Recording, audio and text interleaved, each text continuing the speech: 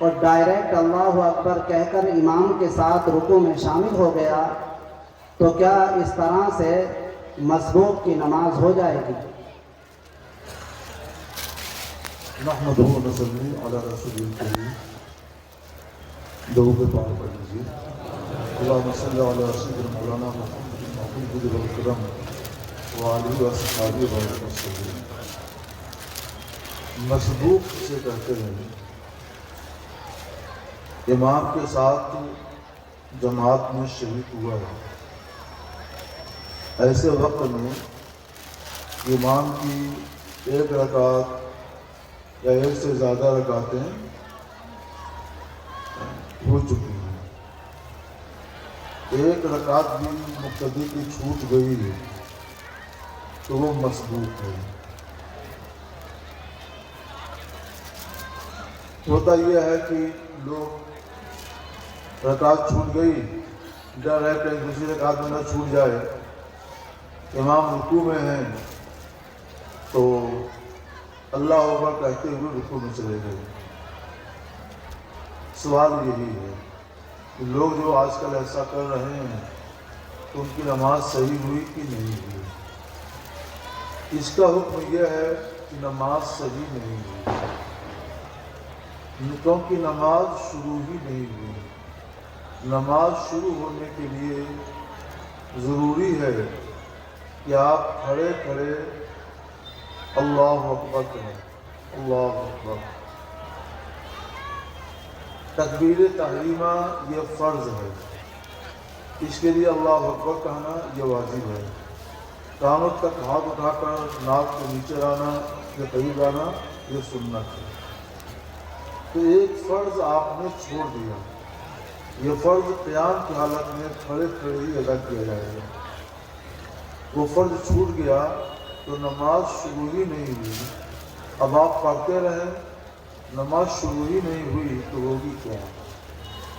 ہونا کیا چاہیے کہ اگرچہ امام رکوع میں چلا گیا ہو، اگرچہ آپ کو یقین ہو کہ ہم نے اگر تکبیر تحریمہ کھڑے کھڑے کہا تو یہ رکعت بھی چھوٹ جائے گی تو چھوٹ جانے دیجیے، کھڑے ہو کر اطمینان کے ساتھ اللہ اکبر کہیے۔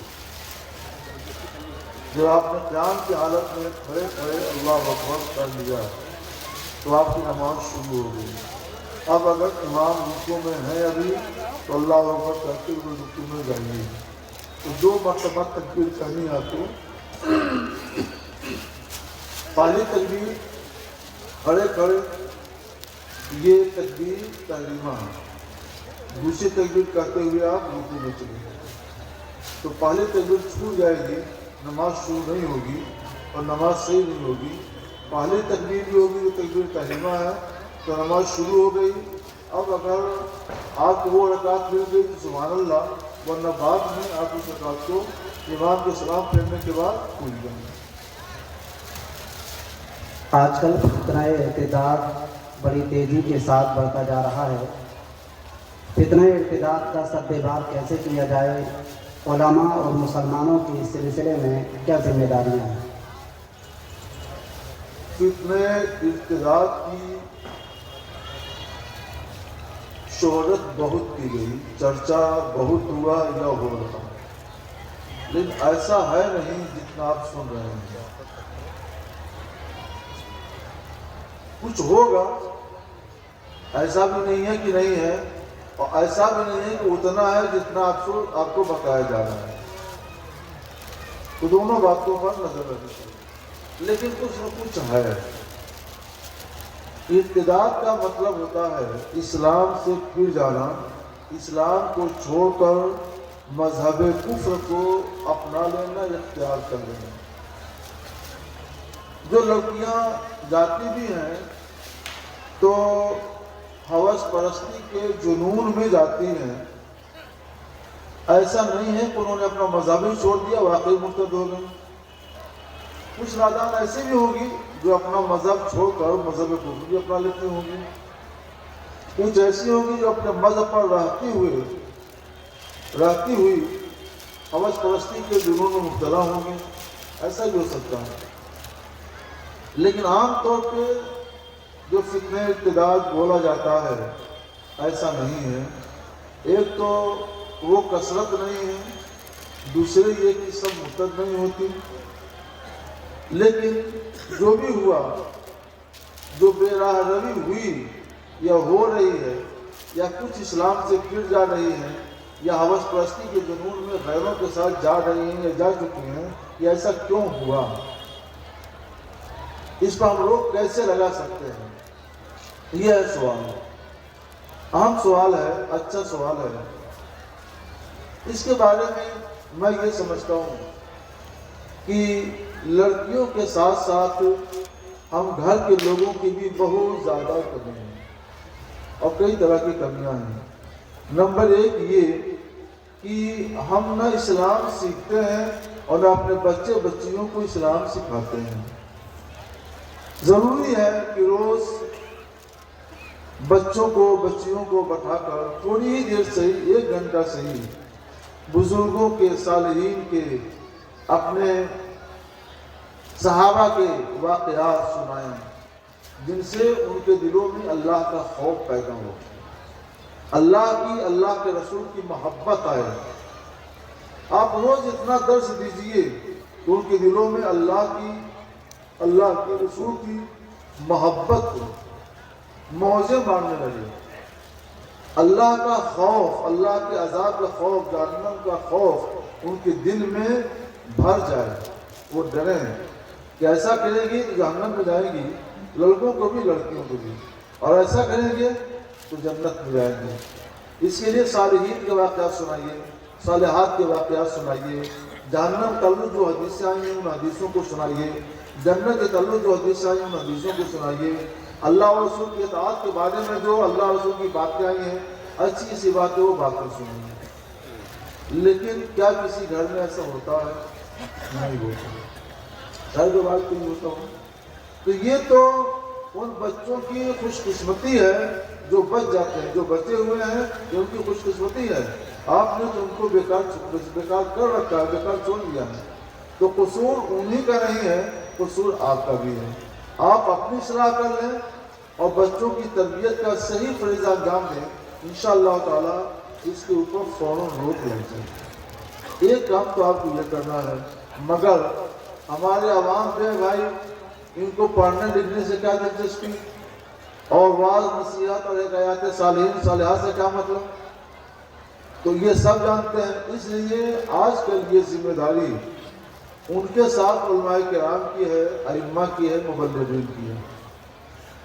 ہم ان کے ساتھ اپنے علماء کرام، ائمہ اور مبلغین سے دست بستہ عرض کرتے ہیں، مؤدبانہ عرض کرتے ہیں کہ آپ لوگ درس حدیث کی محفلیں ہر محلے میں قائم کیجیے، درس حدیث کی محفلیں ہر مسجد میں قائم کیجیے، درس قرآن کی محفل ہو یا درس حدیث کی محفل ہو، اس میں قرآن کی کچھ آیت پڑھی جائے، حدیثیں پڑھی جائیں، صالحین کے واقعات سنائے جائیں، اور انتظام ایسا کیا جائے کہ گھروں کے اندر بھی آپ کے پیغامات پہنچتے رہیں، آپ کی آواز مسجدوں میں بھی رہے اور گھروں میں بھی گونجے، اور ایک محلے کو آپ نے اپنے کنٹرول میں کر لیا تو ان کو ہم اصلاح کریں گے، ان کی اصلاح کریں گے، تو انشاءاللہ آپ کی وجہ سے پورا محلہ جہنم کی راہ پر چلنے سے محفوظ رہے گی، بچیاں محفوظ رہیں گی اور بچے محفوظ رہیں گے۔ تو آج کل یہ ذمہ داری علماء کے سر ہے، ائمہ کے سر ہے اور مبلغین کے سر ہے، ان کو یہ کرنا چاہیے، انہی کے ساتھ ساتھ گھر کے لوگوں کو بھی یہ کرنا چاہیے۔ گھر کے لوگ یہ کام کیسے کریں گے؟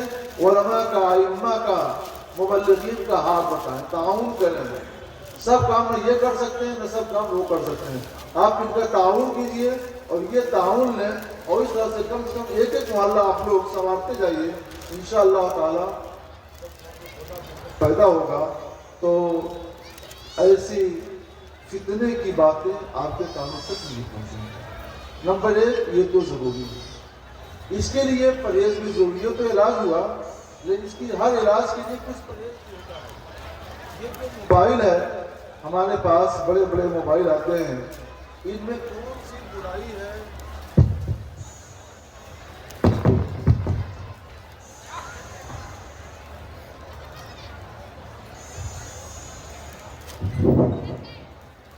ہم لوگ جو بڑے بڑے موبائل استعمال کرتے ہیں ان میں اگر بہت کچھ خوبیاں ہیں تو بہت کچھ برائیاں بھی ہیں. کون سی برائی ہے جن کے اندر نہیں ہے؟ آپ نے بچوں کے حوالے کر دیا، بچوں کے حوالے کر دیا، رات کی تنہائیوں میں اپنے روم میں ہوتے ہیں اور وہ کیا کیا دیکھتے ہیں اور انہیں وہاں سے کیا نصیحت ملتی ہے، ان کا ذہن کیسا بنایا جاتا ہے، ان کے ذہن کو کیسا پھیرا جاتا ہے، وہ کیا معلوم. تو ذہن تو وہاں سے پھیرا جا رہا ہے اور اس کی اصلاح کی جو کوشش ہونی چاہیے تھی، صحیح اسلامی تربیت، اخلاقی تربیت، یہ ہو نہیں رہی ہے. اس لیے لڑکیاں بگڑ رہی ہیں، لڑکے بگڑ رہے ہیں. تو بڑے موبائل پر کنٹرول کر لیجئے کہ بڑے موبائل بچوں کے ہاتھ میں، بچیوں کے ہاتھ میں نہ جانے پائیں. چھوٹا موبائل بھی بس اسی حد تک ان کے پاس رہے کہ اپنی ضرورت پوری کر لیں، ماں باپ سے رابطہ رہے، اس سے زیادہ نہیں. یہ دو باتیں آپ ضرور کریں. تیسری چیز، یہ تو پرہیز ہوا، وہ علاج ہوا. ان کے مرتد ہونے کا ایک اور سبب یہ ہے کہ کالجوں میں چھوڑ دیا جاتا ہے ان کو آزاد. یہاں پر گھر پہ کوئی تعلیم نہیں ہوئی اور کالجوں میں ان کو جو ذہن ملا وہ آزادی کا ذہن ملا. تو پھر کیا ہوگا؟ جو ہونا چاہیے ہو رہا ہے. یہ تو وہ چیزیں ہیں جو بڑے گھرانوں میں عام طور پر پائی جاتی ہیں، چھوٹے گھرانوں میں بھی. کچھ چھوٹے گھرانوں کی باتیں سنیے. چھوٹے گھرانوں میں ہم سب پورے ہندوستان کا دورہ کر رہے ہیں، معلومات کرتے ہیں، جہاں جاتے ہیں پوچھتے ہیں، دیہات میں بھی، قصبوں میں بھی، شہر میں بھی. یہ معلوم ہوا چھوٹے گھرانوں میں کیا ہوتا ہے کہ لڑکیاں 30-30 سال تک، 35-35 سال تک بیٹھی رہ جاتی ہیں مناسب رشتہ نہ ملنے کی وجہ سے. ظاہر سی بات ہے کہ وہ اپنا حوث پرستی کے لیے کہیں بھی جا سکتے ہیں. یہ ایسا کیوں ہوتا ہے؟ یہ ہوتا ہے جہیز کی، جبری جہیز کی لعنت کی وجہ سے. ہر شخص جبری جہیز کی لعنت کو پوری نہیں کر سکتا ہے تو اس کی لڑکی بیٹھی رہ جاتی ہے. تو جن کے دلوں میں خوف خدا ہے وہ ڈپریشن کی مریض ہوتی ہیں اور اس طرح کی جو دوسری بیماریاں ہوتی ہیں ان کی شکار ہوتی ہیں. اور جن کے دلوں میں کچھ آزادی ہے یا اپنے جذبات پر قابو نہیں پاتی ہیں وہ کوئی بھی غلط سلط فیصلہ نہیں لیتی ہیں. اس سے کیسے بچ سکتے ہیں آپ؟ اس سے بچنے کے لیے ضروری ہے کہ آپ جبری جہیز کی لعنت کو اپنے سماج سے ختم کر دیجیے. مگر جبری جہیز کی لعنت کیسے ختم ہوگی؟ اس کے لیے ضروری ہے کہ بچیوں کو میراث سے حصہ دیجیے. بس ایک کام آپ کر لیں کہ بچیوں کو میراث سے حصہ دینا شروع کر دیں. آج نہ پھوپھیوں کو میراث سے حصہ دیا جاتا ہے، نہ بہنوں کو دیا جاتا ہے، نہ بچیوں کو دیا جاتا ہے. تو جہاں رشتہ طے ہوتا ہے وہ سمجھتے ہیں ان کے گھر سے تو کچھ ملے گا نہیں، اس لیے جو کچھ لینا ہے ابھی مطالبہ کر کے وصول کر لو. وہ مطالبہ پورا نہیں ہو پاتا ہے تو لڑکیاں بیٹھی رہ جاتی ہیں. تو انجام کار وہ سب کچھ دیکھنے کو ملتا ہے جس کی وجہ سے ہمارے سر شرم سے جھک جاتے ہیں. آپ جو قرآن کا حکم ہے بہنوں کو حصہ دیجیے، پھوپھیوں کو حصہ دیجیے، جن عورتوں کو حصہ نہیں ملا ہے ان کو حصہ دیجیے کہ حصہ انشاءاللہ اس کی وجہ سے جبری جہیز کی لعنت کا دروازہ بند ہو جائے گا. جس دن یہ دروازہ بند ہوا تو یقین رکھیے نکاح آسان ہو جائے گا اور بدکاری دشوار ہو جائے گا. یہ دو کام آپ کو کریں پھر انشاءاللہ یہ سوال نہیں آنا چاہیے. کچھ خواتین غیروں کی باتوں میں آ کر یہ ذہنیت رکھتی ہیں کہ اسلام نے ہمیں بہت سارے حقوق اور آزادیوں سے محروم رکھا ہے، جیسے اختیار طلاق، آفس میں جاب کرنا، پردہ وغیرہ. تو ایسا سمجھنا کیسا ہے؟ ہاں، آج کل جو کچھ ہو رہا ہے تو یقیناً جو مغربی تہذیب ہمارے درمیان آ رہی ہے، عورتوں میں آ رہی ہے، بچیوں میں آ رہی ہے، اس پر تو واقعی اسلام نے پابندی لگائی ہے کہ ننگی مت گھومو، چھوٹے چھوٹے لباس مت اختیار کرو، تنگ اور چست لباس مت پہنو، ایسے کپڑے جس سے بدن ڈھل کے مت استعمال کرو. یہ تو ہے، اس کا تو ہمیں اعتراف ہے کہ اس پر اسلام نے پابندی لگائی. اصل میں اسلام یہ مساوات کا مذہب، مساوات کا درس لیتا ہے. مردوں کو حکم ہے پورے بدن کو ڈھانکو، پورے بدن کا کپڑا پہنو، تو عورتوں کو بھی حکم دیا گیا ہے کہ تم بھی پورے بدن کا کپڑا پہنو. یہ نہیں کہ مرد تو پورے بدن کا کپڑا پہنے اور عورتیں ننگی گھومیں. اس پر پابندی لگا دی عورت اسلام نے. مرد بھی پورے بدن کا کپڑا پہنے, عورتیں بھی پورے بدن کا کپڑا پہنے.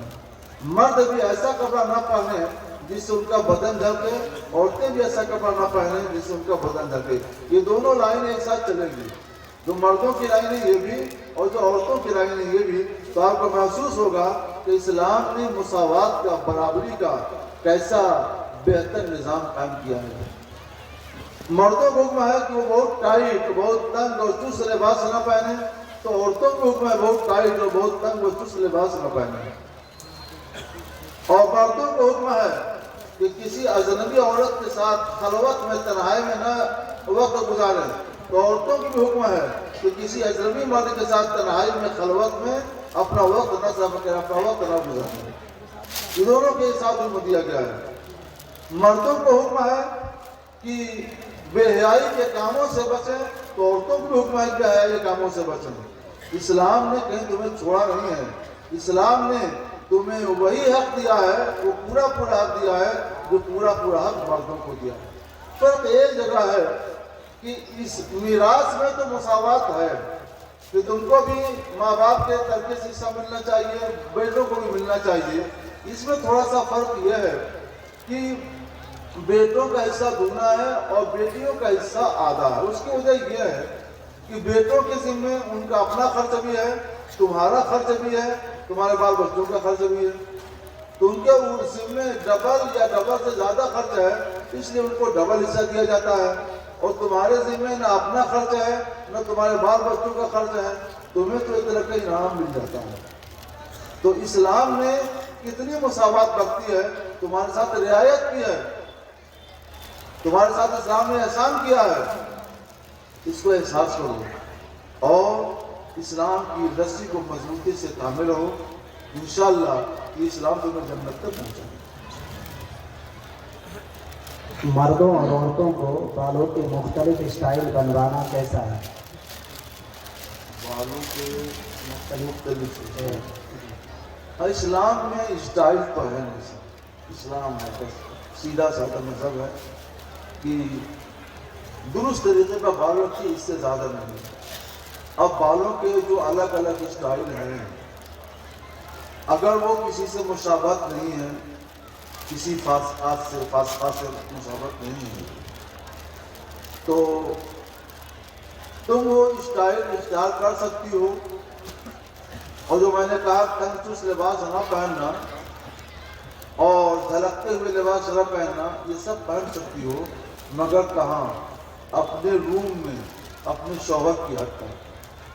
شوہر کی حد تک یہ اجازت ہے, لیکن روم سے باہر اور شوہر کے علاوہ سب ناجائز ہے. بالوں کے اسٹائل کے تعلق سے ایک بار ایک حدیث مجھے یاد آ رہی ہے, صحیح مسلم شریف کتاب اللباس کی حدیث ہے. حضور سید انور صلی اللہ علیہ وسلم ارشاد فرماتے ہیں, میری امت کے 2 گروہ ایسے ہیں جنہیں میں نے ابھی تک نہیں دیکھا. اس لیے نہیں دیکھا کہ اس وقت تک وہ لوگ وجود میں آ ہی نہیں تھے. جب سرکار نے فرمایا کہ یقیناً وجود میں آئیں گے, تو ان کو میں نے نہیں دیکھا. ان میں ایک گروہ کو سرکار صلی اللہ علیہ وسلم نے بتایا کہ ایک گروہ وہ ہے جن کے ہاتھوں میں بیلوں کے دم کی طرح جن کے ہاتھوں میں کوڑے ہوں گے اور ان سے لوگوں کو ماریں گے. لوگ پاک کریں گے.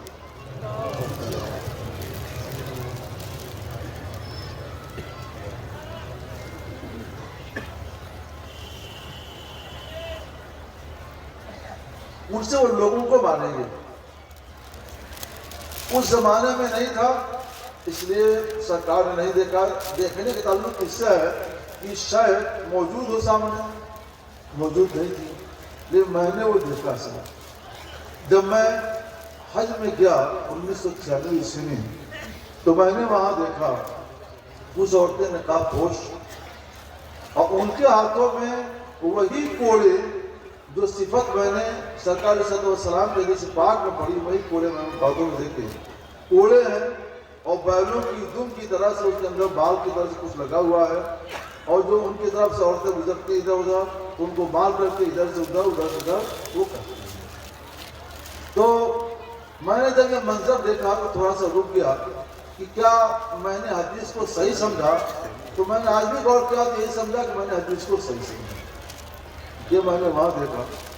اور دوسرا گروہ کیا ہے تو سرکار صلی اللہ علیہ وسلم فرماتے ہیں صحیح مسلم شریف کی حدیث ہے کہ نساؤن کاسیات عاریات, وہ عورتیں جو لباس پہنے ہوں گی اور ننگی بھی ہوں گی. تو یہ مجھے جب پڑھی تھی حدیث تو سمجھ میں نہیں آیا کہ یہ کیا بات ہے کہ لباس پہنے بھی ہوں اور ننگی بھی ہوں. مگر بعد میں جب نگاہیں پڑھی تو سمجھ میں آ گیا کہ عورتیں وہ ہیں جو لباس پہنے ہوئے بھی ہیں اور ننگی بھی ہیں. چھوٹا چھوٹا لباس جب پہنے گی تو آدھے سے کم بدن لباس کے نیچے ہوگا اور باقی بدن پورا کا ننگا ہی رہتا ہے. تو کاسیات بھی ہیں عاریات بھی ہیں, لباس بھی پہنے ہوئے ہیں اور ننگی بھی ہیں. ایسے میں نے دیکھا کچھ ایسے عورتوں کو کہ لباس تو پورے بدن کا پہنتی ہیں مگر کپڑا ایسا ہوتا ہے کہ پورا بدن جھلکتا ہے. تو وہ بھی نساؤن کاسیات عاریات ہے, لباس پہنے بھی ہوئے ہیں اور ننگی بھی ہیں. اور اب ایک فیشن اور چلا ہے, وہ لگتا ہے ہمیں علماء نے حدیث سنا دی تو عورتوں نے اپنی اصلاح کر لی کہ موٹا لباس استعمال کیا, وہاں موٹے لباس کو اتنا تنگ اور چست کر دیا کہ بدن کا نیچ اونچ ابھار صاف بناوٹ سب کچھ ظاہر ہو جاتی ہے. وہ نہ پہنے تو بھی ظاہر ہو اور پہنی رہے تو بھی ظاہر ہو. تو اس کے پہننے سے کیا فائدہ؟ جس چیز کو چھپانے کے لیے تم کو لباس لیا گیا ہے, تم لباس کے ذریعے اسی چیز کو ظاہر کر رہی ہو, تو پہننا کیا ہے؟ یہ ہے نساؤن کاسیات عاریات, کہ لباس پہنے ہوئے بھی ہیں اور ساتھ ہی ساتھ ننگی بھی ہیں. تو سرکار علیہ الصلوۃ والسلام فرماتے ہیں کہ ان دونوں طرح کے لوگوں پر اللہ کی لعنت, یعنی اللہ کی رحمت سے وہ دور ہیں. یہ دونوں گروہ اللہ کی رحمت سے دور ہیں, ان پر اللہ کی لعنت ہے. تو عورتوں جو بھی میری بات سنو یا کہیں سے بھی دور نفی سے سن رہی ہو تو اپنی اصلاح کرو. نساؤن کاسیات عاریات مت بنو, نساؤن مسلمات صالحات بنو. وہ مسلمہ عورتیں بنو جو صالحہ ہوتی ہیں, نیک ہوتی ہیں. ان کے واقعات پڑھو کہ وہ کیسی ہوتی تھی. ابھی کچھ صحابیات نے اپنے واقعات سنے, یہ وہ صحابیاں ہیں جنہوں نے اسلامی زندگی گزاری تو اللہ تبارک و تعالیٰ نے ان کے لیے لوح محفوظ کے دروازے کھول دیے. تو تم صحابیات کے اور صالحات کے واقعات پڑھو, اس کے مطابق اپنی زندگی گزارو, اور یہ غلط فیشن اور مغربی تہذیب کو چھوڑ دو. فلمی گانے جو ڈول باجے تاشے اور موسیقی کے ساتھ فحش مواد پر مشتمل ہوتے ہیں, آج کل کے فلمی گانے ایسے ہی ہوتے ہیں, ان کا سننا کیسا ہے؟ فلمی گانے جو ڈھول باجے تاشے اور موسیقی کے ساتھ فحش مواد پر مشتمل ہوتے ہیں اور آج کل کے فلمی گانے ایسے ہی ہوتے ہیں, ان کا سننا کیسا ہے؟ حرام حرام. میں نے 2 مرتبہ کہا اس وجہ سے کہ ایک تو فحش گانے جو لوگوں کے اندر بے حیائی پیدا کریں تو وہ خود ہی حرام ہے. جب گانے فحش ہوں گے جن سے بے حیائی پیدا ہوگی لوگوں کے اندر, لڑکیوں کے اندر, لڑکوں کے اندر, تو خود ہی حرام ہو جائے گی. دوسرے باجا اور موسیقی میوزک, یہ باجے کی الگ الگ قسمیں ہیں, یہ الگ حرام ہے, وہ الگ حرام ہے. حدیث پاک میں رسول اللہ صلی اللہ تعالی علیہ وسلم نے ارشاد فرمایا, امرنی ربی بمحق المعازف والمزامیر, میرے رب نے مجھے حکم دیا ہے کہ باجوں کو مٹا دیا جائے. تو رسول اللہ صلی اللہ علیہ وسلم فرماتے ہیں کہ میرے رب کا حکم ہے کہ باجوں کو مٹا دیا جائے, اور آپ باجے سنیں, باجوں کو لباس دیں, تو یہ تو طریق مصطفیٰ کو چھوڑنا ہے. آپ ایسا کام نہ کریں. طریق مصطفیٰ کو چھوڑ کر, سنت مصطفیٰ سے اپنی روش کو ہٹا کر کے آپ کبھی کامیاب زندگی نہیں گزار سکتے۔ تو فلمی گانے، فوش گانے، اخلاق کو بگاڑنے والے، بے حیائی پیدا کرنے والے گانے ہرگز نہ سنیں۔ ان کا سننا، ان کا گانا، اور وہ بھی میوزک پر، بازے پر سننا، یہ حرام بالائے حرام ہے۔ ان سے بچیں، اللہ اس کی آپ کو توفیق دے۔ لوڈو گیم کے ذریعے پیسہ کمانا کیسا ہے؟ موبائل میں لوڈو گیم کا ایپ ہوتا ہے، اس کا ایک طریقہ یہ بھی ہوتا ہے کہ پیسے جمع کر کے گیم کھیلا جاتا ہے۔ اگر جیت گئے تو متعین کردہ رقم مل جاتی ہے، اور ہار گئے تو کل پیسہ ڈوب جاتا ہے۔ شرعاً اس کا کیا حکم ہے؟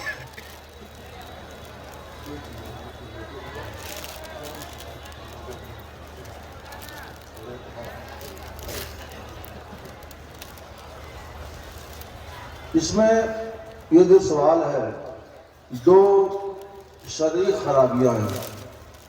ایک تو لوڈو گیم کھیلنا، یہ کھیل ہے، اور دوسرے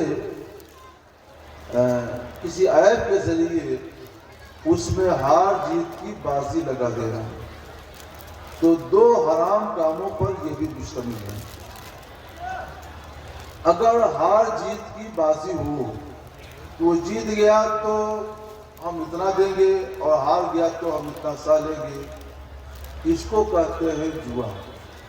امید موہوم پر کوئی کام کرنا کہ اگر ہو جائے تو ٹھیک ہے، ورنہ یہ ہو جائے گا، تو یہ جوا ہے، اور جوا شریعت اسلامیہ میں حرام ہے۔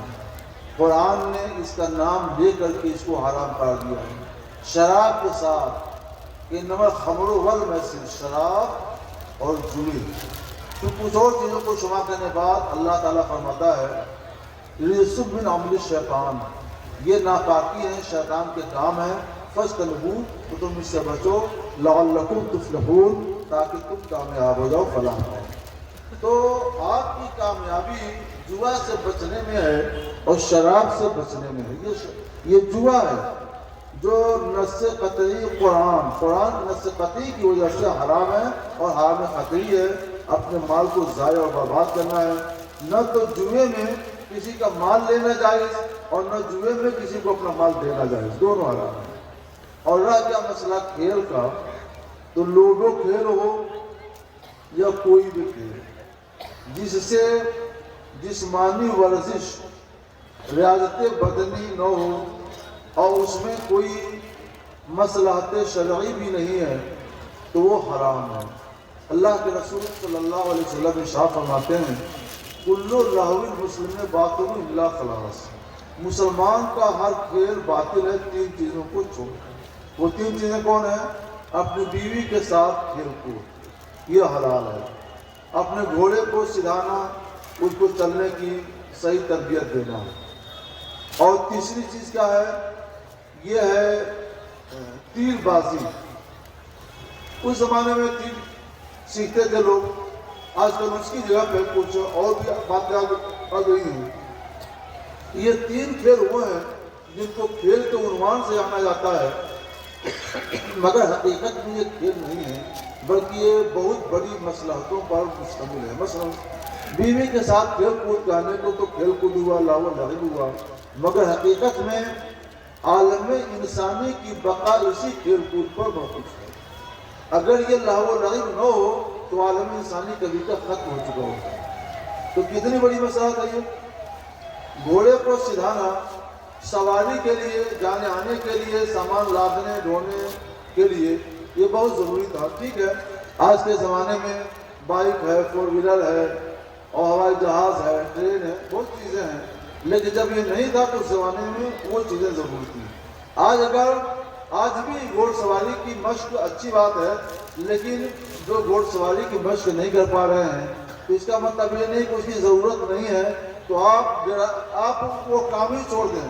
اس کی جگہ فور ویلر چلانا ہے، ٹرین چلانا ہے، بائک چلانا ہے، ہوائی جہاز چلانا ہے، تو فور ویلر تو چلاتے ہیں، سائیکل بھی چلا لیتے ہیں، لیکن آپ بتائیں کہ کتنے لوگ ہیں جو اس پر عمل کرتے ہوئے، ہمارے کتنے لوگ ہیں جو اس پر عمل کرتے ہوئے پلین کے ڈرائیور بنتے ہیں؟ نہیں ہوتی. اس کے بڑے فائدے ہیں اور اس میں ڈرائیور کے لیے بعد اس کی آل اولاد کے لیے بہت کچھ منافع ہیں. ہم نہیں کرتے ہیں. کتنے لوگ ہیں ہمارے جو اس حدیث پر عمل کرتے ہوئے ٹرین کے ڈرائیور بنتے ہیں, نہ ٹرین کے ڈرائیور بنے نہ پلین کے ڈرائیور بنے. سائیکل پر ڈرائیور کی ڈرائیونگ پر آپ خوش ہو جاتے ہیں اور بائک چلا لیتے ہیں, خوش رہتے ہیں کہ ہم بائک چلا لیتے ہیں. ارے وہ کام بھی کرو جس سے خدمت خلق کا ذریعہ بنے, جس سے خلق خدا کی خدمت ہو, جو خلق خدا کے لیے بھی نفع کا باعث ہو اور آپ کے لیے بھی نفع کا باعث ہو. سرکار نے ایک ضابطہ بتا دیا ہے, اس ضابطے کا قیامت تک جتنی بھی چیزیں آئیں گی سب کا حکم وہیں سے معلوم کیا جائے گا. تیسری چیز کیا ہے؟ تیراندازی. تیراندازی کی مشق میں بھی بہت سی چیزیں آتی ہیں جس کا تعلق فن سپاہ گڑی سے ہے. فن سپاہ گڑی سے آپ کی دوری نے آپ کو آج ذلیل کیا ہے. تو یہ 3 کھیل وہ ہیں جس کی اسلام اجازت دیتا ہے. باقی لوڈو بوڈو اس سے کیا ہونا ہے؟ نہ سے انسانی کی بقا ہے, نہ اس میں خدمت خلق ہے, نہ اس کا تعلق فن سپاہ گڑی سے ہے. تو ایسے احمقانہ کھیل کیوں کھیلتے ہو؟ یہ سوال بھی کرنا پڑے. یہ ناجائز ہے, حرام ہے, گناہ ہے. لوڈو سے بچیے. اور اس میں جو ایپ لگا رکھا ہے جیت ہار کا, یہ بھی حرام و گناہ, اس سے بچیے. جو سوال ہوا ہے اس سوال کی روشنی میں یہ چیز حرام بالائے حرام ہے. آج کل کاروبار کا ایک نیا طریقہ وجود میں آیا ہے کہ کسی کمپنی یا ہول سیل مارکیٹ سے صرف سامان کا دام معلوم کر کے اس سامان کی تصویر اور اپنا ریٹ منتخب کر کے سوشل میڈیا ایپ پر ڈال دیتے ہیں. خود اپنے پاس سامان موجود نہیں ہوتا, نہ ہی کمپنی یا دکاندار سے اس بابت کوئی معاہدہ ہوتا ہے اور نہ ہی کمپنی یا دکاندار کو اس بارے میں کچھ معلوم ہوتا ہے. تو جب خریدار آرڈر دیتا ہے اور ہمارے منتخب کردہ ریٹ کے اعتبار سے پوری رقم بھیج دیتا ہے تو آرڈر لینے والا دکاندار یا کمپنی سے سامان خرید کر خریدار کو پارسل کر دیتا ہے. تو اس طرح کاروبار کرنا اور پیسہ کمانا کیسا ہے؟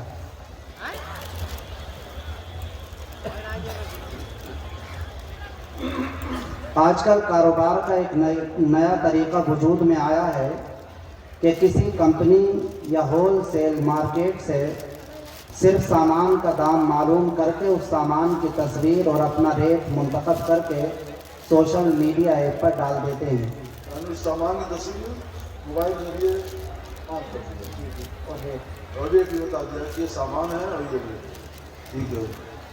خود اپنے پاس سامان موجود نہیں ہوتا, نہ ہی کمپنی یا دکاندار سے اس بابت کوئی معاہدہ ہوتا ہے اور نہ ہی کمپنی یا دکاندار کو اس بارے میں کچھ معلوم ہوتا ہے.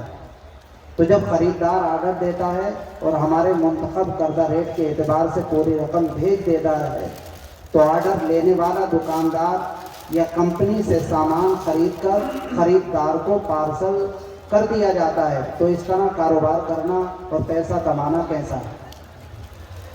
میرے خیال سے اب آپ لوگ بھی اس سوال سمجھ گئے ہوں گے. دیکھیے, پہلی بات تو یہ ہے کہ اللہ کے رسول صلی اللہ علیہ وسلم نے ارشاد فرمایا لا تبیع ما لیس عندک, جو مال تمہارے پاس نہیں ہے اس کو مت بیچو.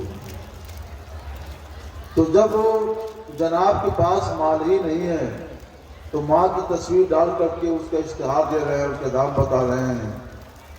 یہ صرف اشتہار ہوا, بتانا ہوا, یہ بیچنا نہیں ہوا. وہ بیع کریں گے تو بیع اس وقت تک صحیح نہیں ہوگی. ان کے پاس مال ہی نہیں ہے, مال کی مالکی نہیں ہے, تو بیچیں کیسے؟ ہاں, اشتہار ڈال کر لوگوں کے آرڈر لیتے ہیں اور اس کے بعد بیچتے ہیں سامان خرید کر کے, تو اس پر ہمیں غور کرنا چاہیے. سامان کیسا ہے؟ اگر وہ سامان ایسا ہے جو کثرت سے بازار میں دستیاب ہے, ملتا ہے, فراہم ہے, جب چاہیں رات میں ہو کہ دن میں, جب چاہے وہ مال مل جائے, تو ایسے مال کا فوٹو دے کر اس کا اشتہار کر سکتے ہیں. اور جب آرڈر مل جائے تو آرڈر ملنے کے بعد سامان خرید کر پیکنگ کرا کر کے اس کو بھیج دیں. وہی مال بھیجیں جس کا فوٹو دکھلایا ہے, دوسرا مال نہیں, کوئی فریب نہ ہو, کوئی دھوکہ نہ ہو. عین وہی مال بھیج دیں جس کا فوٹو دیا ہے, تو وہ بھیج دیں اور اس کا دام لے لے. جس وقت یہ لین دین ہوگا کہ یہ مال بھیج دیں گے وہ دام دے دیں گے, اس لین دین کے وقت میں بے وجود میں آئے گی, کیونکہ انہوں نے خرید کر کے بھیجا تو یہ مالک ہو گئے. اب یہاں سے بے اسٹارٹ ہو رہی ہے, بے شروع ہو رہی ہے, تب یہ بے صحیح ہو جائے گی. اس سے پہلے جو کچھ ہوا ہے وہ زبانی بات چیت ہے, زبانی بات چیت زیادہ اس کی کوئی حیثیت نہیں ہے. اس لیے اس کی بے خرید و فروخت پہلے نہیں ہو پاتی ہے, پہلے صرف بات چیت ہوتی ہے اور بعد میں معاہدہ ہوتا ہے. پھر جب یہ دکان سے سامان خرید لیتے ہیں اور روانہ کرتے ہیں اس وقت بے وجود میں آتی ہے. پیسہ آ چکا ہوتا ہے, یہ سامان بیچ چکے ہوتے ہیں, اس وقت بے وجود میں آتی ہے. اگر عام طور سے مارکیٹ میں بازار میں وہ سامان دستیاب ہے, مل جاتا ہے, تو اس دور کا اشتہار دینا اور خرید و فروخت کرنا جائز و درست ہے.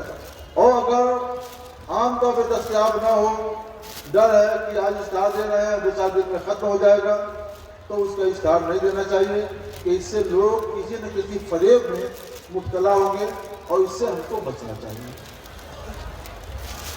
زید نے اپنی ملکیت اولاً مدرسے کے لیے وقف کی اور ایک تحریر بھی اس پر موجود ہے. اس کے بعد خود ہی اسے مسجد میں تبدیل کر دیا اور اب اس جگہ نمازیں پڑھی, اور اس پر اس نے ایک تحریر بھی اپنی ملکیت. جی, زید نے اپنی زمین اولاً مدرسے کے لیے وقف کی. زید نے اپنی ملکیت اولاً مدرسے کے لیے وقف کی اور ایک تحریر بھی اس پر موجود ہے. اس کے بعد خود ہی اسے مسجد میں تبدیل کر دیا اور اب اس جگہ نماز پنجگانہ ادا ہو رہی ہے. تمام نمازیں ایک زمانے سے ادا کی جا رہی ہیں. کیا واقف کا بذات خود ایسا کرنا درست ہے؟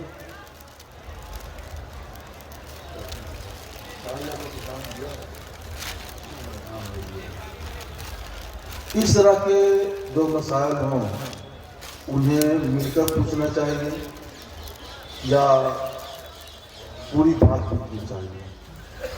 خیر, ہم نے بہت کچھ اس سے سمجھ لیا, سب کچھ تو نہیں لیکن کچھ ہم بتاتے ہیں. ذرا یہ بات اور بات کریے تو اللہ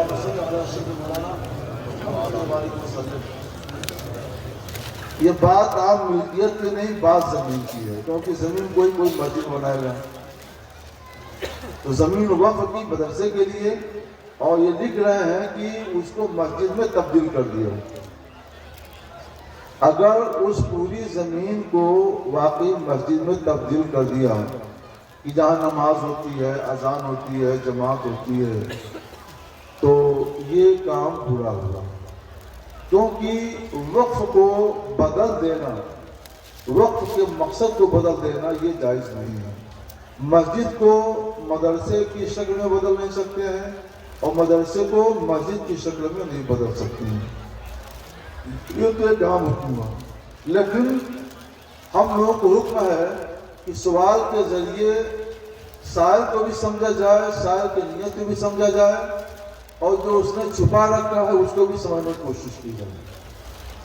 تو وہ حضرت پتہ نہیں کون ہے اور کیا کیا انہوں نے چھپا رکھا ہے, یہ سب بتا رکھا ہے. میں ایک بات آپ کو بتاؤں, یہ اتنا لمبا پلاٹ ہے, خریدا ہوا, یہ وقف کیا گیا مدرسے کے لیے, لیکن مدرسے والوں کو بھی تو مسجد کی ضرورت ہے نماز پڑھنے کے لیے. وہاں اساتذہ رہتے ہیں, وہاں طلبہ رہتے ہیں, وہ اساتذہ نماز پڑھنے کہاں جائیں گے, طلبہ نماز پڑھنے کہاں جائیں گے؟ تو ایسے مدرسے والوں کو اجازت ہے کہ مدرسے کے احاطے میں گراؤنڈ میں مسجد بنا لیں. یہ مسجد مدرسہ کہلاتی ہے, لیکن پوری زمین نہیں. زمین تو مدرسے کے لیے ہے, لیکن زمین کا ایک مخصوص حصہ, ایک محدود حصہ مسجد بنا لیا جائے جس میں بقدر کفایت کے ساتھ ہو, وہاں کے اساتذہ اور طلبہ وغیرہ کی نماز اور جماعت کے لیے گنجائش ہو. تو اگر اس طور پہ کوئی تبدیلی کی ہے واقف نے, تو وہ تبدیلی نہیں ہے, بلکہ عرفاً اس طرح کی چیزیں خود بخود وقت میں شامل ہوتی ہیں. جہاں مدرسے کے لیے وقت ہوتا ہے تو وہاں مسجد بھی ہوتی ہے. ایسی مسجد کو مسجد مدرسہ کہتے ہیں. مسجد مدرسہ اور مسجد عام میں تھوڑا سا فرق یہ ہوتا ہے کہ مسجد عام کا ذمہ دار کوئی بھی ہو جائے گا، باہر کے لوگ بھی ہو سکتے ہیں، اندر کے لوگ بھی ہو سکتے ہیں، لیکن مسجد مدرسہ کے ذمہ دار مدرسے والے ہی رہیں گے، وہی اس کی دیکھ ریکھ کریں، چندہ آپ بھی دیں گے، وہ بھی دیں گے، سب کریں گے، لیکن اس کا کنٹرول، اس کا انتظام، یہ سب کچھ مدرسے والوں کے ہاتھ میں رہے گا، مدرسہ اس کی دیکھ ریکھ کرے گا۔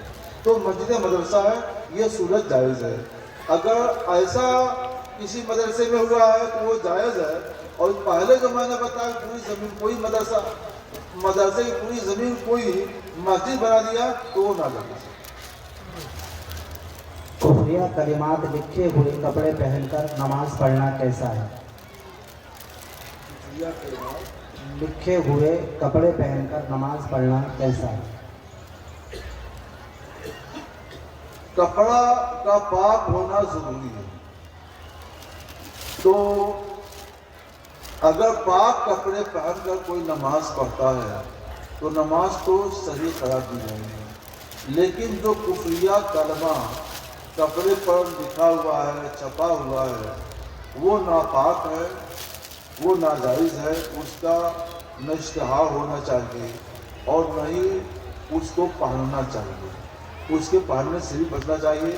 آپ پہن رہے ہیں تو گویا آپ اس کا اشتہار کر رہے ہیں۔ اس لیے آپ جب بھی کوئی ریڈی میڈ کپڑا خریدیں، ریڈی میڈ کپڑوں پر ایسا ہوتا ہے، کوئی ریڈی میڈ کپڑا خریدیں اور اس میں کہیں کچھ کنارے چھپا وپا ہوتا ہے، عوام اس پر توجہ نہیں کر پاتے ہیں، خرید لیتے ہیں، اور برسا برس کو توجہ نہیں ہوتی، کسی نے دیکھ لیا تو مسئلہ پوچھتے ہیں۔ دیکھیے آپ میں بتاؤں، ہر مسئلے کا حل نہ تو مفتی ہے اور نہ ہر مسئلے کا حل دارالفتہ ہے، بلکہ مسائل آپ کو بھی حل کرنے چاہیے۔ اگر آپ دیکھتے ہیں کہ کوئی ناخوادہ آدمی ہے، بے پڑھا لکھا آدمی ہے، اور اس نے دکان سے کوئی ریڈی میڈ کپڑا ایسا خرید لیا جس طرح کے ناپاک کلمے لکھے ہوئے، تو اس کو سمجھائیے، وہی سمجھائیے، اور سمجھا کر نرمی کے ساتھ بتا کر کے اس کو اتروا دیجیے۔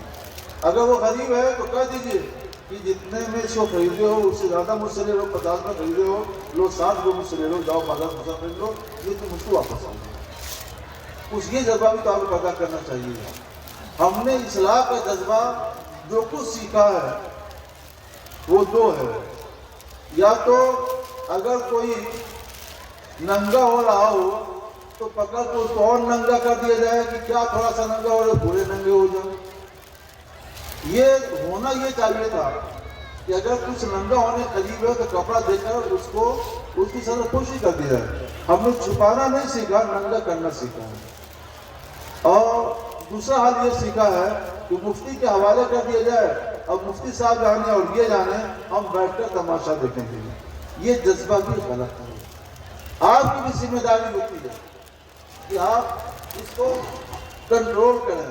حدیث پاک میں ہے، صحیح حدیث نبوی ہے، اللہ کے رسول صلی اللہ علیہ وسلم صاحب فرماتے ہیں، کلکم راعٍ وکلکم مسئول عن رعیتہ، تم میں سے ہر شخص ذمہ دار ہے اور ہر شخص سے اس کی ذمہ داری کے بارے میں سوال کیا جائے گا۔ یہ جو سوال آیا ہے اس کی ذمہ دار آپ بھی ہیں، آپ کی ذمہ داری میں بھی یہ شامل ہے۔ آپ نے کیوں نہیں اس شخص کو سمجھایا، کیوں نہیں آپ نے اس کو نرمی سے ہدایت کی کہ وہ کپڑا اتار دیتا اور دوسرا کپڑا پہنتا؟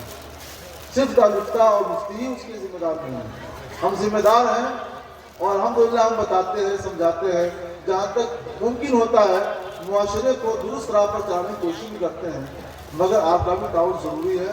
آپ بھی اس کو تعاون کریں، آپ بھی اس کو مدد کریں۔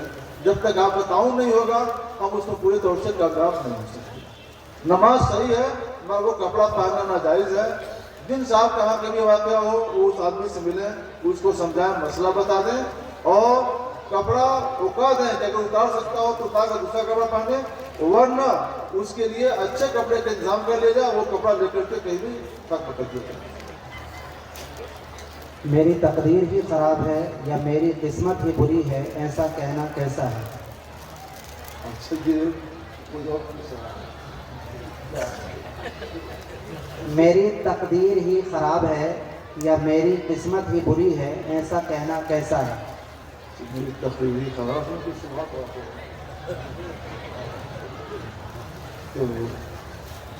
میری تقریر خراب ہے یا میری قسمت ہی بری ہے۔ تقریر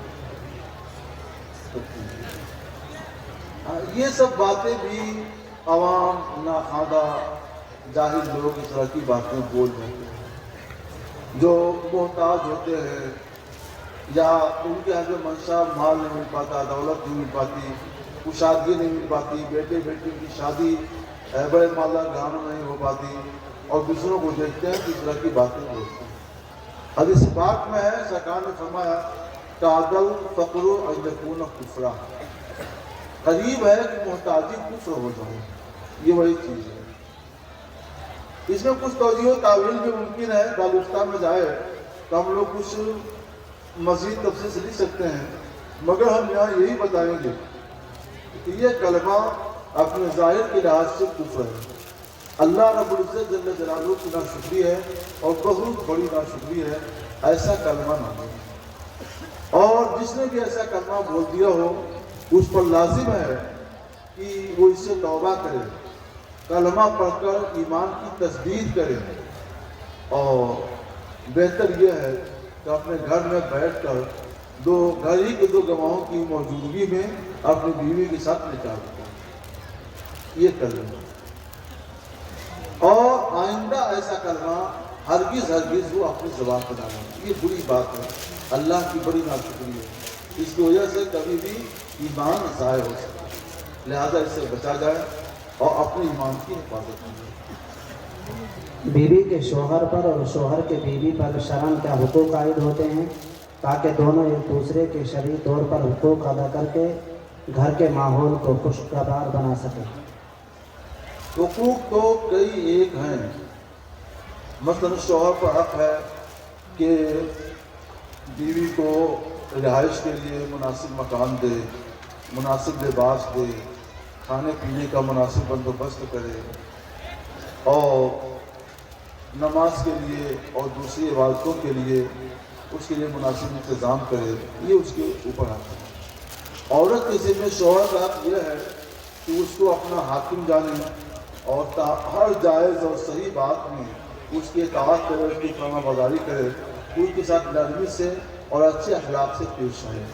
اگر اس طور پر دونوں زندگی گزاریں تو ان کی زندگی ایک بہتر زندگی ہوگی، ان کا سماج ایک بہتر سماج ہوگا۔ اور جب اس میں دونوں طرف سے یا کسی بھی طرف سے گڑبڑی ہوتی ہے تو اس وقت طلاق اور فراق کی نوبت پیش آتی ہے۔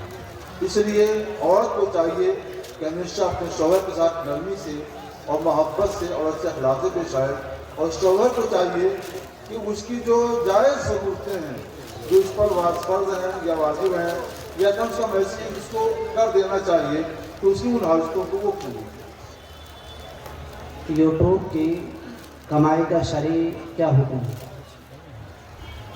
یوٹیوب کی کمائی کا شرعاً کیا حکم ہے؟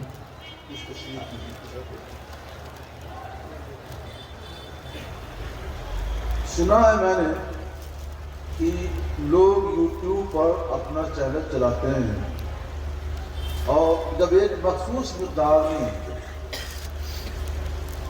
ان کے ارکان ہو جاتے ہیں جو ان کے پروگرام کو اور ان کے وعظ یا تقریر یا ان کی تحریر کو دیکھتے ہیں، پڑھتے ہیں، تو اس مقدار میں پہنچنے کے بعد یوٹیوب کے ذریعے ان کو کچھ آمدنی دی جاتی ہے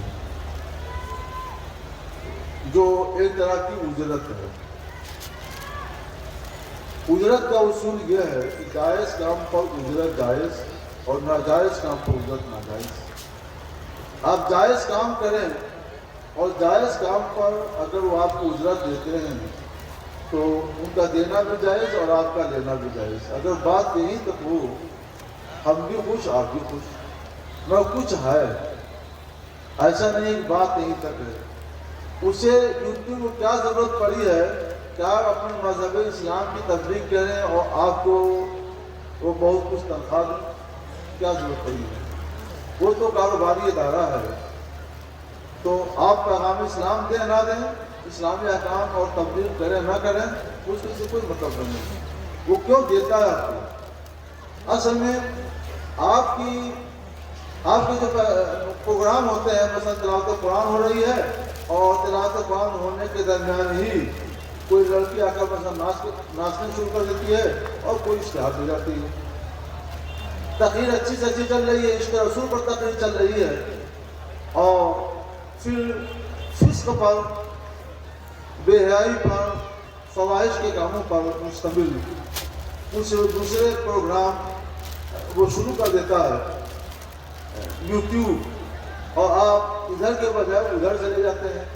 وہ پروگرام دیکھنا ناجائز ہوتا ہے، بے حیائی کا کام ہوتا ہے، اس کی شریعت میں بات نہیں ہوتی ہے، اس میں وہ اپنے کچھ کاموں کا پرچار کر دیتے ہیں۔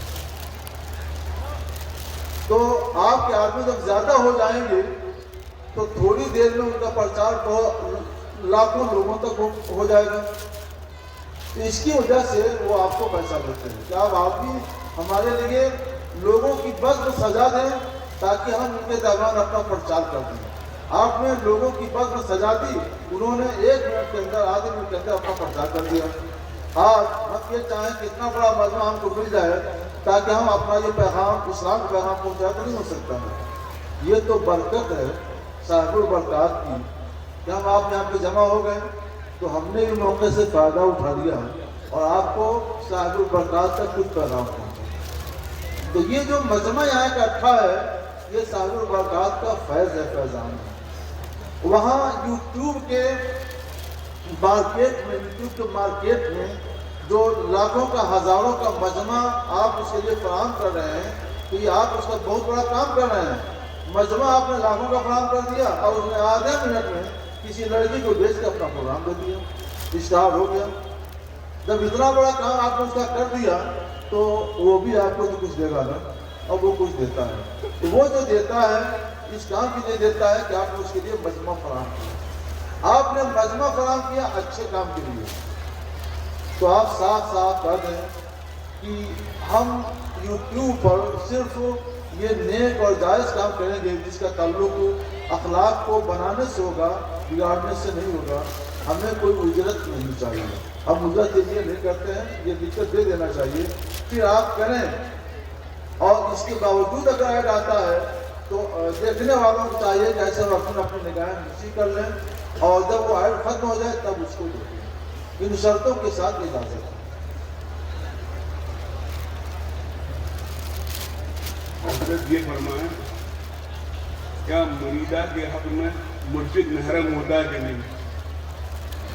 نہیں، مرشد ہونے کی وجہ سے کوئی پیر، کوئی مرشد اپنے مریدہ کا محرم نہیں ہوتا۔ محرم اس سے کہتے ہیں جس سے نکاح ہمیشہ کے لیے حرام ہو، جیسے باپ نکاح ہمیشہ کے لیے حرام، بیٹا اس سے نکاح ہمیشہ کے لیے حرام، بہن اس سے نکاح ہمیشہ کے لیے حرام۔ تو مرشد خواہ کتنا ہی بڑا ہو، اس کی یہ حیثیت نہیں ہوتی۔ حضور جان صلی اللہ تعالی وسلم نے بے شمار عورتوں کو مرید کیا، مگر کبھی ان کا ہاتھ سرکار کے ہاتھ نہیں آیا، دور سے ہی بیعت کی ہوئی۔ حالانکہ سرکار علیہ السلام، سبحان اللہ، النبی اولیٰ بالمؤمنین من انفسہم جن کی شان میں آیا ہے، مگر سرکار نے اپنی امت کو یہ درس دیا ہے کہ میں معصوم ہوں، سید الانبیاء ہوں، النبی اولیٰ بالمؤمنین من انفسہم میری شان ہے، پھر بھی میں نے کسی مریدہ کا ہاتھ نہیں تھاما، دور سے ان کو بیعت کیا۔ اس لیے ہے تاکہ تم لوگ آئندہ جب کسی کو بیعت کرو تو اسی شان سے اور اسی سنت پر عمل کرتے ہوئے بیعت کرو۔ کوئی پیر نماز نہیں پڑھتا اور اپنے مریدوں کو بھی منع کرتا ہے، اور وہ یہ کہتا ہے ہم طریقت والے ہیں، ہم نماز نہیں پڑھیں گے، ایسے پیر سے مرید ہونا جائز ہے؟ ایسا پیر یہ بکتا ہے کہ ہم طریقت والے ہیں یا ہم نماز نہیں پڑھتے، یعنی ہمارے اوپر نماز فرض نہیں ہے تو بھی نہ پڑھو، تو یہ پورے طور پر اسلام کے خلاف اعلان ہے۔ ایسا آدمی سچی بات یہ ہے کہ دائرے اسلام سے باہر ہے، اس سے نہ تو مرید ہونا جائز اور نہ اس کی اس بات پر عمل کرنا جائز۔ نماز فرض ہے، اللہ کی اطاعت فرض ہے، رسول اللہ کی اطاعت فرض ہے، طریقت کیا چیز ہے؟ شریعت میں جب کمال آ جاتا ہے تو اسی کمال کا دوسرا نام طریقت ہے۔ یہ کہ ظاہر ہے، جس ظاہر میں کمال آ گیا تو وہی طریقت کے باطن میں پہنچ گیا۔ اس کو ایسے سمجھ لینا چاہیے کہ سورج طلوع ہوتا ہے تو سب کی آنکھیں وہاں تک پہنچتی ہیں، روشنی ہوتی ہے، لیکن دھیرے دھیرے اس کی روشنی بڑھتی جاتی ہے اور ایک وقت ایسا آتا ہے کہ اس پر کسی کی نگاہ جم نہیں پاتی، روشنی اس کی اتنی ظاہر باہر اور زیادہ ہو چکی ہوتی ہے۔ تو کیا یہ سورج جو نصف النہار پر پہنچ کر ہمارے سر پہنچ کر چمک رہا ہوتا ہے، جس کو ہم دیکھ نہیں رہے ہوتے ہیں، کیا کوئی کہہ سکتا ہے کہ وہ سورج نہیں ہے جسے ہم صبح میں دیکھ رہے تھے؟ سورج وہی ہے، اس وقت روشنی میں کمی تھی، دھیرے دھیرے روشنی تیز ہوتی گئی تو یہاں تک پہنچی۔ اگر سورج کو ہٹا دیا جائے تو اس روشنی کوئی وجود ہی نہیں رہ جائے گا۔ وہ روشنی جو بھی جگمگا رہی ہے اور پورے عالم کو روشن و تابناک کر رہی ہے، اسی وقت تک ہے جب تک کہ سورج کے ساتھ سورج سے اس کا ساتھ ہے، اور جیسے سورج اس کے ساتھ چھوٹے گا تو سب بیکار ہے، تاریکی، اندھیرا ہے، کچھ نہیں ہے۔ شریعت بھی ایک سورج ہے، اس پہ عمل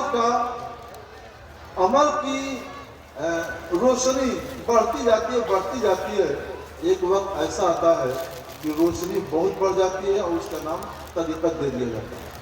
اب یہ سمجھے کہ ہم شریعت سے جدا ہو گئے تو شریعت ہی کے نور میں جو اضافہ ہوا تھا اسی نور کا نام تو طریقت ہے۔ اگر اس کو الگ کر دو گے شریعت سے تو پھر رہے گا کیا؟ تاریکی رہے گی، اندھیرا رہے گا، سنسان رہے گا، اسلام نہیں رہے گا، سب کچھ رہے گا۔ تو یہ طریقت شریعت سے جدا کوئی چیز نہیں ہے۔ شریعت ہی میں جب کمال آتا جاتا ہے تو آگے بڑھ کے وہی چیز طریقت بن جاتی ہے۔ جیسے سورج کی بات میں نے کی کہ سورج سے الگ کوئی چیز نہیں ہے، اسی روشنی میں تیزی آتی گئی تو وہاں تک اس کی تابناکی آ گئی، جگمگاہٹ آ گئی۔ صاحب نصاب پر زکوٰۃ دینا فرض ہے حضرت۔ کیا اسی طرح جو ہمارے بھائی اپنی کھیتیاں کرتے ہیں اور کھیتیوں میں جو ناج پیدا ہوتا ہے اس ناج میں بھی کچھ دینا چاہیے؟ ہاں، زکوٰۃ اناج پیداوار کی بھی فرض ہے، جیسے تجارت کی فرض ہے۔ تجارت میں جو شریعت کا حق واجب ہوتا ہے اس کو زکوٰۃ کہتے ہیں، اور کھیت کی پیداوار میں جو شریعت کا حق واجب ہوتا ہے، فرض ہوتا ہے، اس حق کا نام عشر ہے۔ مگر زکوٰۃ یہ بھی ہے، زکوٰۃ وہ بھی ہے، شریعت حق یہ بھی ہے، شریعت حق وہ بھی ہے، یہ بھی فرض ہے، وہ بھی فرض ہے، دونوں فرض ہے۔ ایک فرق تو یہ فرق ہوا، دوسرا فرق یہ فرق صرف نام کا ہے، حکم کا نہیں ہے۔ اصل فرق یہ ہے کہ تجارت میں 40واں حصہ واجب ہوتا ہے، یعنی 40 روپے پر 1 روپیہ مثلا، اور 100 روپے میں 2.5 روپے، 2.5% اس پر واجب ہوتا ہے۔ اور اناج میں زمین کی پیداوار میں قانون تھوڑا سا الگ ہو جاتا ہے۔ وہ قانون یہ ہے کہ اگر آسمان کے پانی سے فصل پیدا ہوئی، پیداوار تیار ہوئی ہے، یا زیادہ تر آسمان کے پانی سے یہ اناج پیدا ہوا ہے، تو اس صورت میں 10 حصے میں سے 1 حصہ دینا پڑے گا، یعنی 10 کلو میں 1 کلو، 10 کنٹل میں 1 کنٹل، 10 من میں 1 من۔ اور اگر زیادہ پانی آپ کی محنت کا اور آپ کے پیسے کا لگا ہے، کم پانی آسمان کا لگا یا آسمان کا لگا ہی نہیں ہے، تو 20واں حصہ دینا پڑے گا، یعنی 20 حصے میں 1 حصہ، 20 من میں 1 من، 20 کنٹل میں 1 کنٹل، 20 کلو میں 1 کلو۔ تو یہ فرق ہے یہاں پر کہ زکوٰۃ میں 2.5% ہے اور یہاں پر 10واں حصہ فرض ہوتا ہے یا 20واں حصہ فرض ہوتا ہے۔ اس فرق کی وجہ یہ ہوتی ہے کہ عشر میں، زمین کی پیداوار میں، شریعت نے کروڑوں کی جو زمین آپ کے پاس ہے سب کو چھوڑ دیا، سب کچھ معاف کر دیا ہے، زمین پر شریعت نے کچھ لیا ہی نہیں، اس لیے یہاں پیداوار پر کچھ زیادہ اپنا حق دیا، اور وہاں شریعت نے کچھ معاف نہیں کیا ہے، جتنا آپ کے پاس ہے، جتنی پونجی آپ کے پاس ہے، اس پوری پونجی پر شریعت اپنا حساب کرتی ہے، اپنا حق لیتی ہے، کچھ معاف نہیں کیا ہے۔ لہٰذا وہاں پر حق تھوڑا سا کم واجب ہوتا ہے اور یہاں تھوڑا سا زیادہ ہوتا ہے۔ ایک آخری سوال آپ سے اور یہ ہے کہ جو حضرات بیٹھے، بہت سے حضرات ہیں جو ہم لوگوں سے بہت محبت کرتے ہیں، ہاتھ بھی چومتے ہیں، پاؤں بھی چومتے ہیں، لیکن اپنے والدین کی شان میں گستاخیاں کرتے ہیں، والدین کو گالیاں دیتے ہیں، والدین کے سامنے جب جاتے ہیں تو ان سے بدتمیزی گفتگو کرتے ہیں۔ ایسے لوگوں کے بارے میں بتائیے، ایسے لوگوں کا کیا ہے؟ جو والدین کی شان میں گستاخیاں کریں اور والدین کو بدتمیزی سے پیش آئیں اور آ کر مسجدوں کے ہاتھ چومیں، تو ایسے لوگوں کو کلیئر کر دیجیے کہ والدین کی حیثیت کیا ہے۔ ماں باپ کو ایزا دینا، چاہے کم ایزا دیا جائے چاہے زیادہ، گالی دینا، مارنا، برا بھلا کہنا، یہ سخت حرام اور گناہ ہے، گناہ کبیرہ ہے۔ حدیث پاک میں ہے کہ سرکار علیہ السلام نے فرمایا کہ جو ماں باپ کو گالی دے اس کے لیے ایسا ہے ایسا ہے۔ صحابہ حیرت زدہ رہ کہ یا رسول اللہ، کوئی اپنے ماں باپ کو بھی گالی دیتا ہے؟ تو حضور نے فرمایا ہاں، تم دوسرے کے ماں باپ کو گالی دیتے ہو تو وہ تمہارے ماں باپ کو گالی دیتا ہے کہ یہ بھی اپنے ماں باپ کو گالی دینا ہے؟ کہ تم دوسرے کے ماں باپ کو گالی نہیں دیتے تو تمہارے ماں باپ کو گالی نہیں دیتا۔ تو شریعت میں دوسرے کے ماں باپ کو گالی دینا بھی حرام کر دیا ہے اور اپنے ماں باپ کو گالی دینا بھی حرام کر دیا ہے۔ قرآن نے فرمایا وَلَا تَقُلْ لَهُمَا اُفٍّ، اپنے ماں باپ کو اف تک نہ کہنا۔ سب سے ہلکی بات جس سے ماں باپ کی ایزا پہنچ سکتی ہے وہ لفظ اف ہے۔ باپ کوئی بات کہے، ماں کوئی بات کہے اور آپ کہیں گے اف، تو اور اس سے ان کو تکلیف پہنچتی ہے، تو یہ کہنا بھی ناجائز ہے، قرآن اس کو بھی حرام قرار دیتا ہے۔ تو ان کی شان میں گستاخیاں کرنا، نازیبا باتیں بولنا، تکلیف پہنچانا، ان کا حق نہ دینا، ان کی پٹائی کرنا، یہ تو سخت حرام، سخت گناہ اور بہت ہی بد انجام ہے۔ ایک حدیث میں بہت سے حدیث اس بارے میں وارد ہیں۔ ایک حدیث میں ہے حضور صلی اللہ تعالیٰ علیہ وسلم نے فرمایا اس پر لعنت ہو جس نے اپنے ماں باپ دونوں کو بڑھاپے میں پایا اور جنت نہیں حاصل کر لی۔ اور ایک حدیث پاک میں ہے کہ وہ اللہ کی رحمت سے دور ہو جس نے اپنے ماں باپ دونوں کو یا دونوں میں سے ایک کو بڑھاپے کی حالت میں پایا اور جنت نہیں حاصل کر لی۔ اس طرح سے بہت سی حدیثیں ہیں جن سے یہ ثابت ہوتا ہے کہ ماں باپ کو گالی دینا، تکلیف پہنچانا، ایذا دینا حرام اور گناہ ہے۔ حضور آپ ملت رحمۃ اللہ علیہ کے سامنے ایک صاحب نے یہی سوال کیا کہ حضور وہ ہم کو تکلیف پہنچاتے ہیں، ہمارے ساتھ ظلم کرتے ہیں، تو حضور آپ ملت مولانا شاہ عبدالعزیز محدث مراد آبادی رحمۃ اللہ علیہ نے فرمایا کہ باپ کو ماننا تو یہی ہے کہ زیادتی ہے تو بھی اس کو مانو اور اس کی تعظیم کرو۔ اگر باپ تمہارے ساتھ احسان کرے، تم نے باپ کو کیا مانا؟ ماننا تو یہ ہے کہ اس کی طرف زیادتی ہو تو بھی اس کا احترام کرو اور تو بھی اس کا اکرام کرو، اس کی بھی جوئی کرو۔ یہ ہے باپ کا ماننا۔ ایک بہت طویل حدیث ہے اور دل پذیر حدیث ہے کہ ایک بڑے میاں رسول اللہ صلی اللہ علیہ وسلم بارگاہ میں حاضر ہوئی اور انہوں نے اپنے لڑکے کی کچھ شکایت کی، تو حضور سید عالم صلی اللہ علیہ وسلم نے فرمایا کہ آپ نے اپنے دل میں میری بارگاہ میں آتے ہوئے راستے میں آپ نے کچھ اشعار بھی کہے، عربی زبان کے اشعار، وہ اشعار بھی تو سنائیے۔ تو عرض کرتے ہیں یا رسول اللہ وہ اشعار تو ابھی میرے کانوں نے بھی نہیں سنے، میں نے کسی کو سنایا نہیں، آپ کیسے معلوم ہو گیا؟ سچ ہے کہ آپ اللہ کے سچے رسول ہیں۔ تو انہوں نے پھر وہ سارے اشعار سنائے اور ان اشعار کو سناتے وقت ان کی آنکھیں آنسوں سے بھیگ گئی تھیں۔ اس موقع پر حضور سید عالم صلی اللہ علیہ وسلم نے ارشاد فرمایا، لڑکے کو بلایا، اسے سمجھایا، انتا و مالک لابیک، تو اور تیرا مال سب تیرے باپ کا ہے، تو ان پر سب قربان کرو، یہ جو کہیں ان کی اطاعت کرو، اس کے خلاف نہ کرنا، ان کی نافرمانی نہ کرنا۔ تو یہ حکم ہے۔ اولاد پر سب سے زیادہ حق اللہ اور رسول کے بعد سب سے زیادہ حق اولاد پر اس کی ماں کا ہے، اس کے باپ کا ہے۔ اس کا لحاظ رکھیے. ہمیں جو بھی نعمت ملی ہے وہ ہمارے وجود کی وجہ سے ملی ہے. ہمارے ظاہری وجود کا سبب ہمارے ماں باپ ہیں. تو جتنی بھی نعمتیں ہیں اس کا ظاہری سبب ہمارے ماں باپ ہیں اور حقیقی سبب ہمارے اور آپ کے سچے رسول حضور سید عالم صلی اللہ تعالیٰ علیہ وسلم ہیں، جن کے بارے میں سرکار اعلیٰ حضرت علی رحمۃ اللہ نے فرمایا زمین و زمان تمہارے لیے، مکین و مکان تمہارے لیے، ہم آئے وہاں یہاں تمہارے لیے، اٹھے بھی وہاں تمہارے لیے. ماں باپ کا احترام کیجیے، ان کی عزت کیجیے، ہر حال میں ان کی اطاعت، ان کی دلجوئی کیجیے.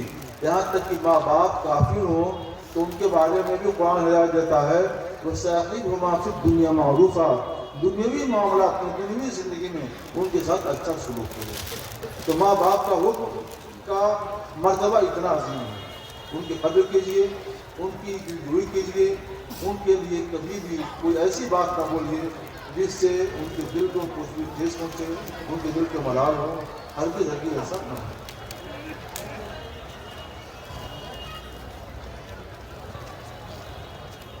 الحمدللہ اچھے سوالات آئے اور آپ نے ان کو غور سے سنا. ان باتوں پر عمل کیجیے جو باتیں آپ کو بتائی گئی ہیں. انشاءاللہ یہ تھوڑی باتیں بلکہ زیادہ باتیں ہیں، ان کو آپ نے سمجھ لیا، ان پر عمل کریں گے تو یہی باتیں، یہ باتیں بھی آپ کی کامیابی کے لیے اور دنیوی اور اخروی فوج و فلاح کے لیے کافی ہیں. اللہ تعالی ہم کو آپ کے سب کو اس کی بہتر توفیق عطا فرمائے. وما علینا الا البلاغ. السلام علیکم ورحمۃ اللہ. آپ کا بہت بہت شکریہ. اللہ تعالیٰ آپ کی عمر میں برکت عطا فرمائے، آپ کو عمر خیر عطا فرمائے. اللہ تعالیٰ سے دعا ہے کہ اللہ تبارک و تعالیٰ آپ اسی طرح ممبر نور کو تشریف لاتے رہیں اور ان برکاتوں کی اصلاح کرتے رہیں. اللہ آپ کا سایہ قائم رکھے. آئیے چند شیر کے لیے دعوت دی جائے خانقاہ کے بہت قیمتی شاعر حضرت کلیم دانش کو. حضرت کلیم دانش تشریف لائیں.